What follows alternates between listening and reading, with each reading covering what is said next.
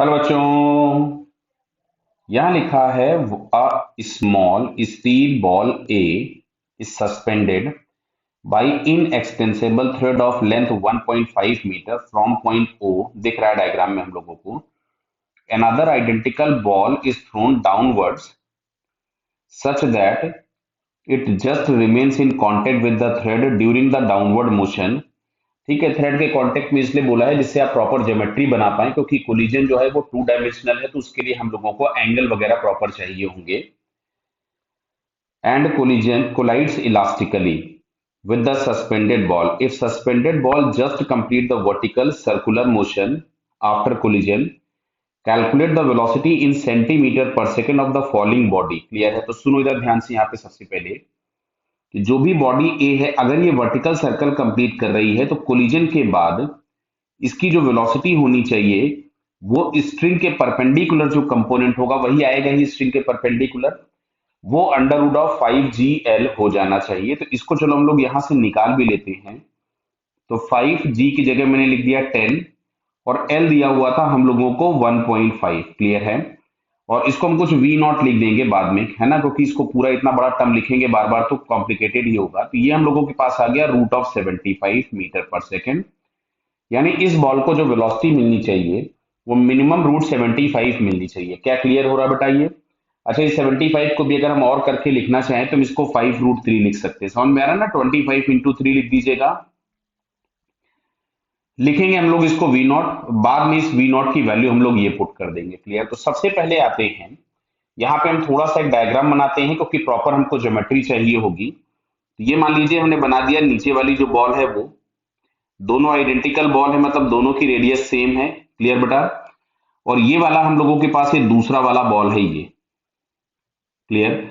तो ये दूसरी वाली बॉल। अब अच्छा ध्यान से सुनो, अगर हम इन दोनों के सेंटर्स को ज्वाइन करें, इन दोनों के सेंटर्स को ज्वाइन करोगे तो रेडियस आर के बराबर 2r के बराबर हो जाएगा। अब देखो ध्यान से, ये जो इसका, ये जो ऊपर वाली बॉल बी है, इसका जो टेंजेंट होगा वो इसके सेंटर से पास होगा। क्लियर?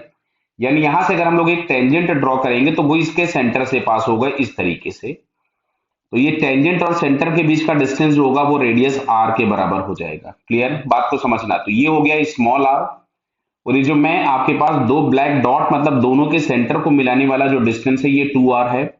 और इसकी जो वेलोसिटी थी वो वर्टिकली डाउनवर्ड थी, कुछ भी u। और हम लोगों से यही u उसने पूछा हुआ है। तो बेटा क्या समझ में आ रहा है कि ये वाला जो एंगल होगा ये एंगल 30 डिग्री हो गया? कैसे? तो साहब यहाँ पे sine theta is equal to आप लिखिएगा परपेंडिकुलर अपॉन हाइपोटेनियस। तो परपेंडिकुलर r होगा और हाइपोटेनियस होगा 2r। मतलब इसको अगर मैं थीटा लिख दूं मान लो थोड़ी देर के लिए, तो sine theta is equal to perpendicular upon hypotenuse, जो कि हम लोगों के पास मिल रहा था 1/2। तो थीटा इज इक्वल टू अपने पास आ गया 30 डिग्री। क्लियर? तो हमको एंगल मिल गया। अब सुनो दूसरी चीज, ऑब्जेक्ट अगर स्मूथ होते हैं तो जो लाइन ऑफ कोलिजन होता है वो अलोंग द कॉमन नॉर्मल होता है। और किसी भी स्फीयर में, किसी भी सर्कुलर बॉडीज पे अगर हम नॉर्मल ड्रॉ करते हैं तो वो हमेशा सेंटर से पास होता है, मतलब this is the line of collision. तो जो भी इंपल्स एक्ट होगा या जो भी चीज लगेगी वो इसी लाइन के लॉन्ग लगेगी। तो इस पे मान लेते हैं कि इंपल्स इधर की तरफ में लगा कुछ जे, तो जो ऊपर वाली बॉडी होगी उस पे इंपल्स लगेगा एग्जैक्टली अपोजिट, बिकॉज इंपल्स हमेशा एक्शन रिएक्शन पेयर में एग्जिस्ट करता है। अब अगर हम लोग बात करें तो देखो ये सामने वाला एंगल हम लोगों को दिख रहा है 30। ये एंगल 30 है बेटा, है या नहीं है? तो ये हमारे पास कंपोनेंट आ जाएगा j cos 30, जो कि ऊपर लगी हुई ये स्ट्रिंग जो है वो इस इंपल्स को बियर कर जाएगी, बैलेंस कर देगी। और इधर की तरफ में जो कंपोनेंट आएगा दैट इज j sin 30। अच्छा, जो j sin 30 है वही इसको ये हॉरिजॉन्टल में v नॉट प्रोवाइड कराने वाला है। क्लियर? तो यहां से अगर हम लोग लिखते हैं पहले j sin 30 is equals to, तो हम लोगों के पास मिलेगा m into v naught. Clear है? j sin 30 बोले तो j/2 हो गया m इंटू वी नॉट, और वी नॉट बोले तो इसको हम लोग 5√3 लिख सकते थे। क्लियर? ये वी नॉट की जगह पे 5√3 लिख दिया। तो जो इंपल्स जनरेट हो रहा है वो हम लोगों के पास आ रहा है m इंटू 10√3 न्यूटन सेकेंड। इतना हम लोगों के पास इंपल्स आ गया। क्लियर है? अब अच्छा ध्यान से देखो, एक तो ये चीज हो गया और दूसरा इसमें दिया है कोलाइड्स इलास्टिकली।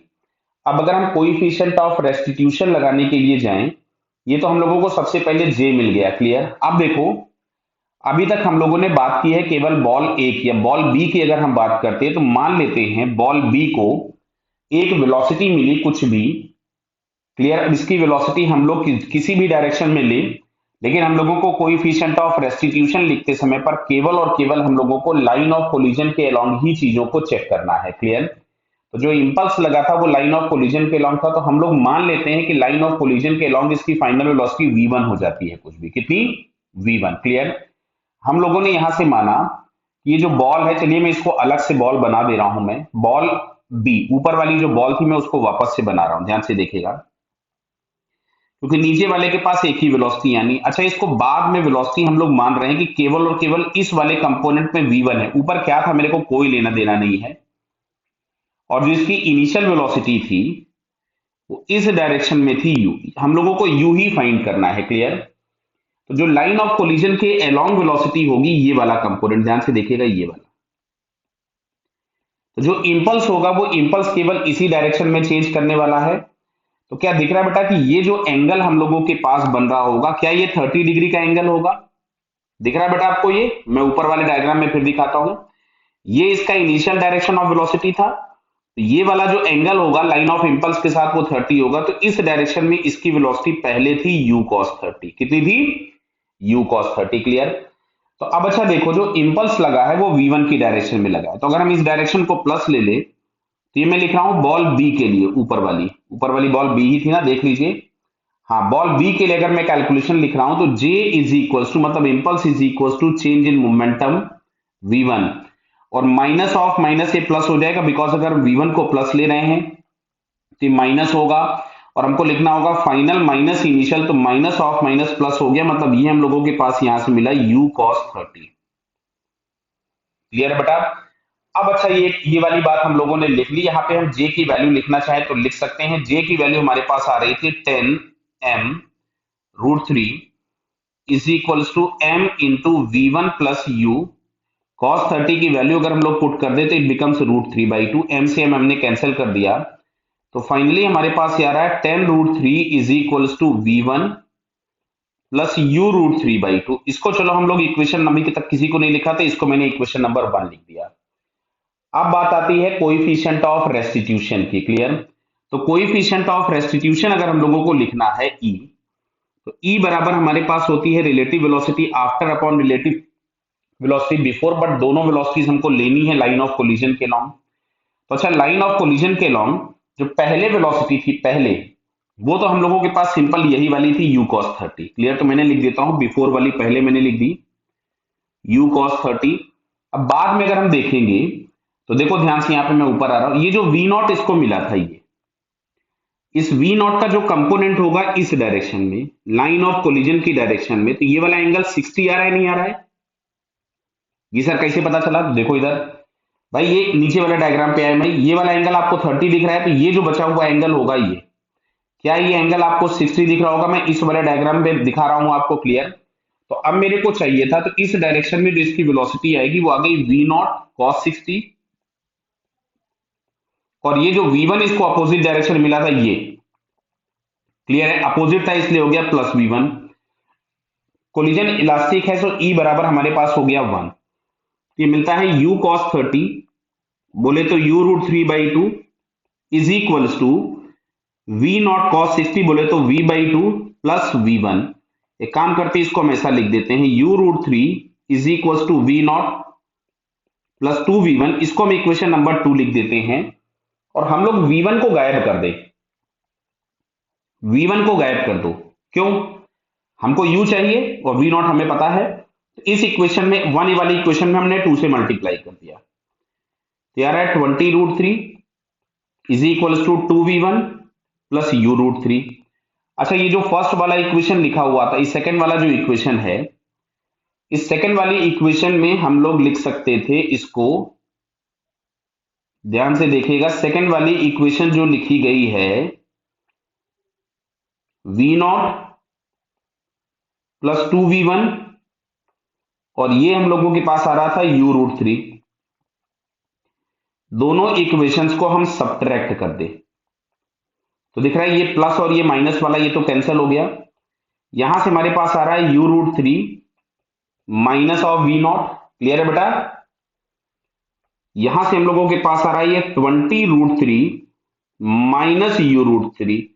तो अगर हम इसको इधर ले गए तो ये हो गया 2u√3 और ये आ रहा है 20√3 माइनस वी नॉट। देखो वी नॉट हम लोगों ने कहीं पे 5√3 निकाला था, ये देखिए v naught is equal to 5√3 हम लोगों ने निकाल रखा है, दिख रहा बेटा सभी को ये? तो यहां से मैं लिख देता हूं 5√3।